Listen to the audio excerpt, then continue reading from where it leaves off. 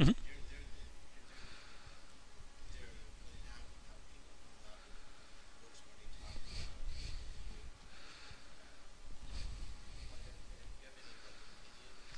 Well, I mean, there's a lot of people who first of all take the existing patterns and apply them to new languages, but then for individual new languages, people come up with best practices, and I like to think of those along the lines of best practices. Sometimes, there'll be things that are truly what I'd call a pattern, and usually a pattern is just, hey, people have found this is a good way to do something. I'm just going to write it down and give it a name.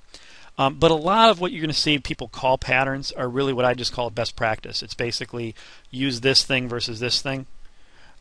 When you start thinking about how a group of things interact, that's when you're really starting to think more of a pattern. But a lot of times, a lot of the books that people will write on patterns really aren't quite so much patterns as they are best practice. Not that there's anything wrong with that, but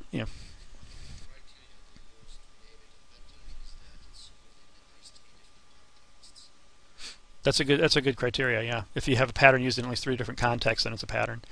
Um, and people generally kind of think of, oh, that's just the way I do things, therefore it's a pattern. It's like, I don't know. Um, the big thing, no matter what you call it, the big thing is if there's a name you can attach to it. The biggest advantage in my mind to patterns, because a lot of those patterns in the book, you go and you read the book and you're like, oh, I've done that before. I've done that before. I've done that before. It's not about teaching you these tricks. It's about giving a name to it so that you can communicate it. And if here I am spending hour and a half or whatever talking about visitor pattern, describing it. Once you get it, I don't have to write comments to describe that same thing over and over again. I just say visitor pattern, and poof,